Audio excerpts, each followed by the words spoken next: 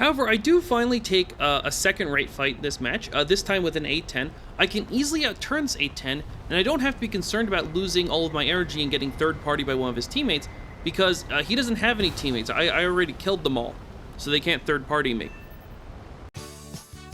Hello! I am Aoyalaipe, and I like to hop into top tier matches in War Thunder, and then personally kill the entire enemy team by myself. Welcome to my channel.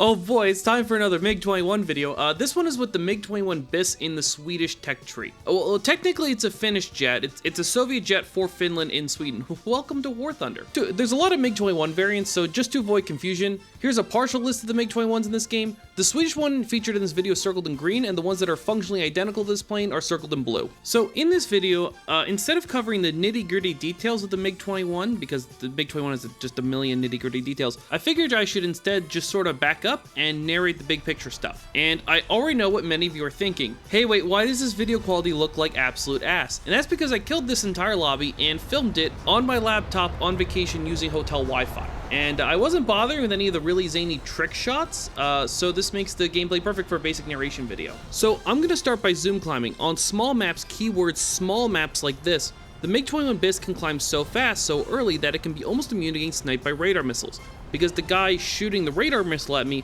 would have to point his plane at an impractically high angle for an impractically long time. Besides, the stats page tells me there aren't many enemy players with radar missiles anyways. The R60Ms on this thing aren't very good, and one of the most obvious issues with them, if you ever use them, is that their range is pretty low. Now, it is true that the gravity assist I get from firing them down at planes below me does help with the range, but the real reason I'm up here is that most players just don't look above them when there are enemies to their sides, so I can just surprise missile death them from above. The R60M is also pretty easy to flare, but it also turns a little bit right off the rack, so you can just dunk the missile right into someone in close range before they can react. That's how that tornado died. The counter to this is to pre-flare, and if you don't know how to do that, go watch my SU-27 video. And when I say the R60M turns a little bit right off the rack, there's an emphasis on little bit.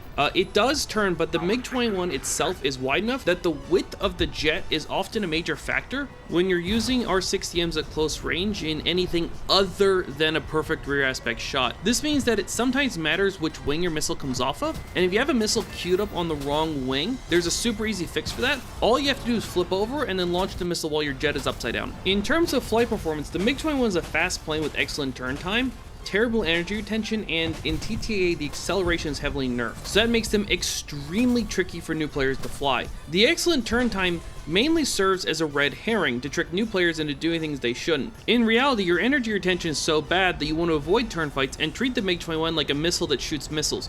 You use your speed to get close to your enemies and then let the R60Ms do the turning for you. I'm making an exception with this F5, however, because I'm surrounded by friendly players and he's the only enemy player in sight. So I have such a ridiculous positioning advantage that I might as well take a pot shot at him. And when I say pot shot, I mean pot shot, because the gun on this thing isn't really good at hitting maneuvering targets at high speed. And positioning is really crucial for this jet, because if you're in TTAA, you have to avoid getting pinned down in a turn fight at all costs. If you get pinned down in a turn fight, you will die, because you don't have the energy retention to survive.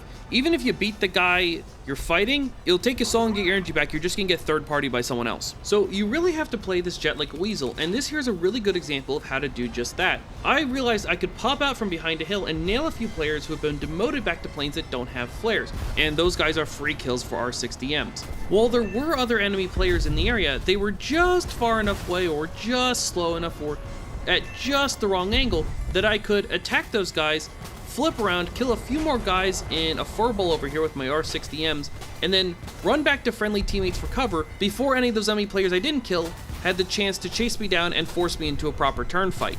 So this is definitely a plane for players who are good at detecting and exploiting weakness. This is bad in a fair 1v1 head-to-head fight, but it's brutally effective at exploiting any mistake other players make. The trick is, of course, knowing which mistakes they're making. And the positioning thing is what trips a lot of people up. Remember, the MiG-21 is fast, but it's not the fastest jet this battle rating, and it's definitely not the fastest jet if someone manages to get behind you and they fire missiles at you and you have to use your energy to dodge their missiles so they can just cut the corner and catch up to you.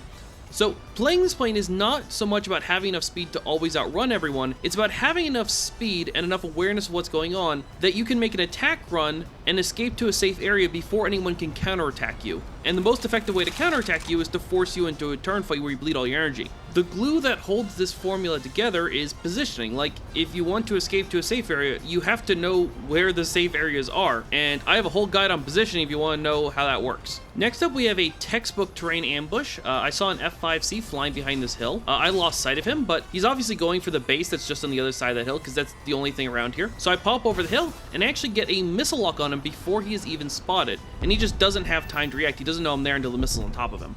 Generally speaking, you'll want to avoid flying like straight down the middle of a valley. Typically, you'll want to stick near the sides of the valley so it's harder to surprise you, and it'll be easier to find cover if someone does surprise you. Or even better yet, avoid the valley altogether and hide in the hills right next to the valley. Now, the reason I was going after that F5C in the first place is not because it was an easy kill, it's because there was a pair of F8 Crusaders over here, and if you're in a MiG-21, the F8s are basically the Antichrist. They're perfectly designed to counter you. So I wanted to give those jets a very, very wide berth because it was very easy for them to kill me. However, I saw that one of the F8s got shot down, the other was near terrain and was slowed down from a dogfight. I sense weakness. So, as you can see, I gunned my afterburner, flew across the map as fast as possible directly towards him, and killed him before he could get his speed back. Bye-bye.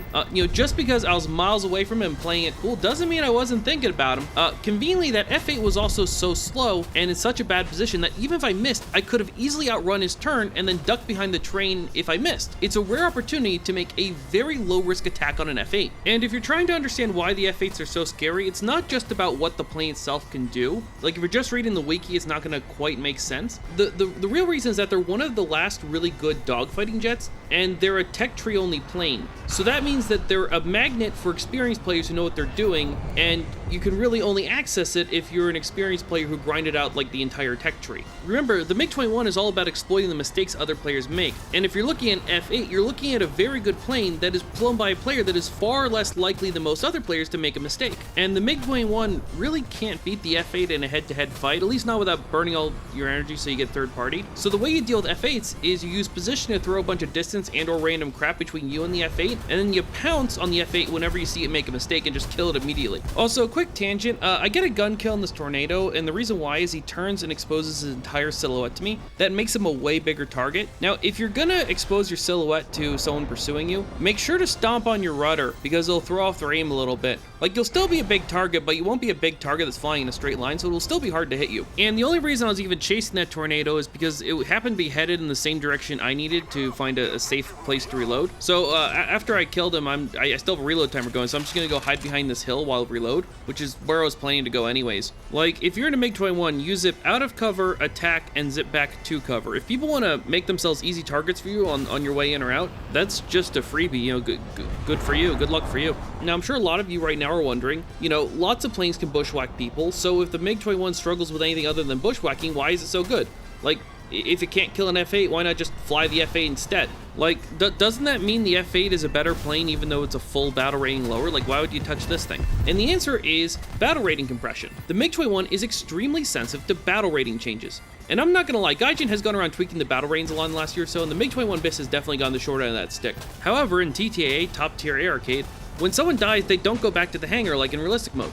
They instead hop into a worse plane. If you snowball enough of the enemy team hard enough, the enemy team will eventually run out of things that can counter a MiG-21. Like, you'll become an unstoppable, uber-fast plane that can spit out all-aspect death with terrifying efficiency. Remember, the R60M is very easy to flare, so it's only good against planes that are too slow or too close or too unaware to flare your missile, or against planes that don't have flares. Now, if you're in an 11.0 jet like a MiG-21 BIS and you kill an enemy player a few times, he's going to be demoted back to planes that don't have flares and are too slow to catch a MiG-21. And crucially, you don't need to make the whole team like this to really turn into a nightmare. You just need to get a critical mass. So in an ideal MiG-21 match, you start off playing like a slippery bastard, and then you gradually transition into just becoming the frickin' Death Star.